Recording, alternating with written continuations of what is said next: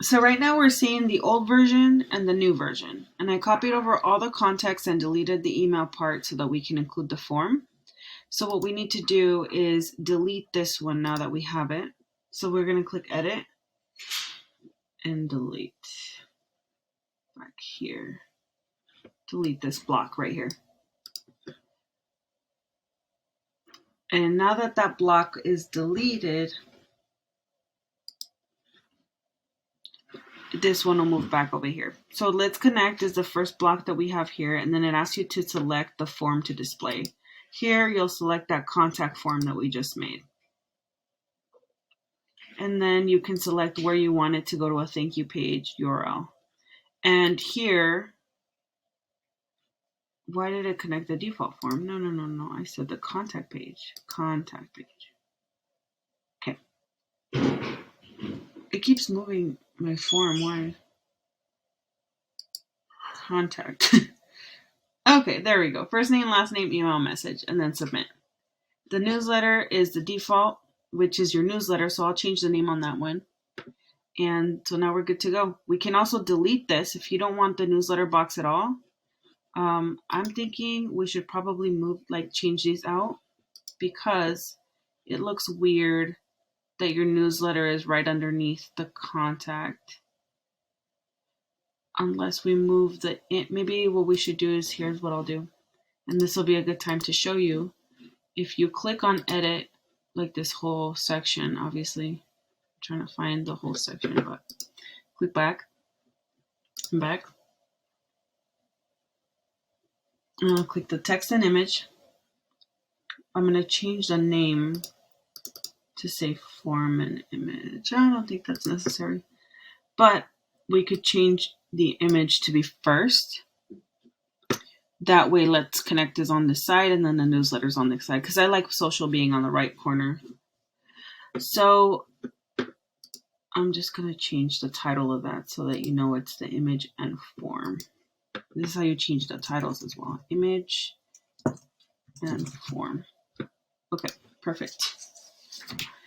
And that is how you would add the contact page. And it was a little tricky. I had a brain fart in the moment. I forgot that you had to put the context within the form so that it would make sense. But yeah, so now people can send you an email through here, and instead of having like your actual email listed.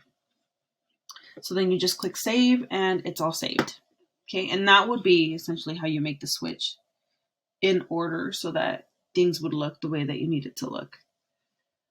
All right. So you're going to add another form field, and it's going to be last name, create new field, and then you could just move it up. And then obviously you're going to need a message box. So then we just put message, or sorry, you're going to create a new field because there's no message in that list. So you're going to title it message, and then it's going to be a text type, text area because it's bigger. And then I would just make the field required so that you know why they're writing you, obviously. And you could make all of them required. Obviously, email is required. Last name is also required. And then first name should also be required.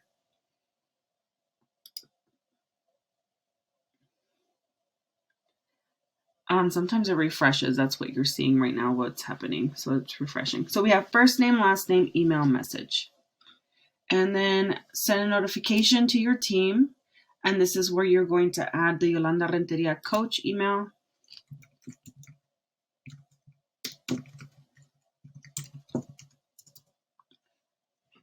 I need to reset my computer. That's why it's very slow. It's not the internet. And then at the coach@gmail.com. So then we're going to click save. And you could also send the contact to a custom thank you page, just so you know. You can select more than one option in that area. It looks like it didn't save. We'll wait and see. Hold on. It didn't save this time. Okay. Oh, you know why? Okay, I know why. Yolanda Renteria coach@gmail.com. You have to make sure that you press enter so that it comes up with the box and then you click save. Glad I did that.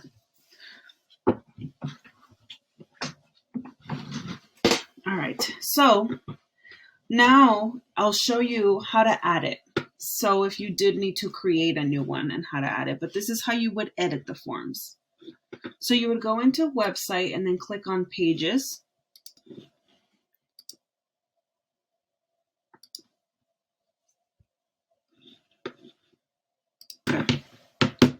So then you're going to click on contact to make the change to the page. Okay, so a couple of things. First, we're going to make the change here so that it matches the home page. In order to do that, you just click on edit, and it's going to be right there as it says the two section pop up. So click edit here. Edit. Edit. Okay, perfect. So I'm going to copy over the context. So here it says newsletter. And here it says, if you like the content on my social medias, I'm going to copy that over and put it here. So now that's going to be there instead. Just click save. And now it's the same information from that first one.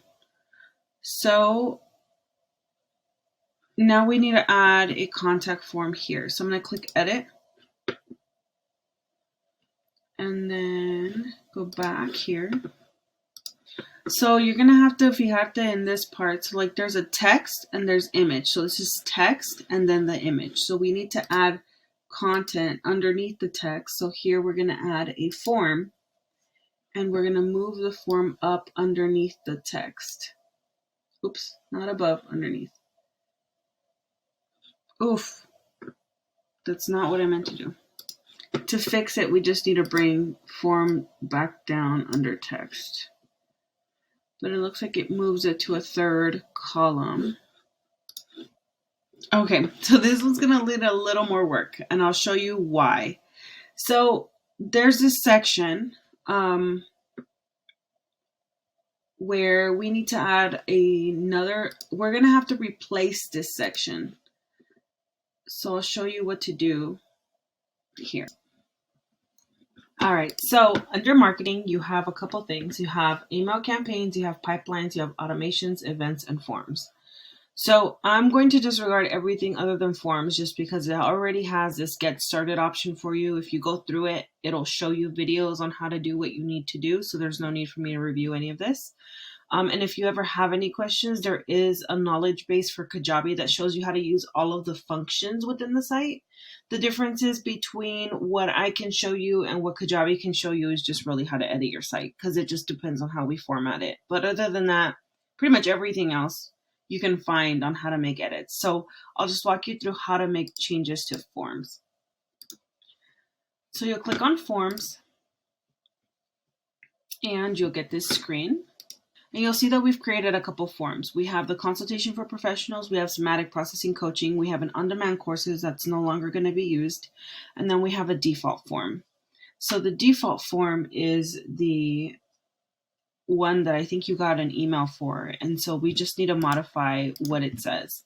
The default form we currently have connected, I'm pretty sure, to the page on the contact. Yes, at the bottom where it's pretty much like an opt-in. So it does send you right now a notification, and that's where it goes to the Yolanda Renteria coach, and it only asks for the name and the email. So it's totally up to you. Like if you want to add more information, you would just click on add form field and you can select from one of these options to add to it. This is where you would make those changes. So you would just go in, I believe if I click on submissions, it'll show me who submitted. Yeah, so looks like Julie signed up 2 days ago on that form. And the form that is currently being shown for us is this one.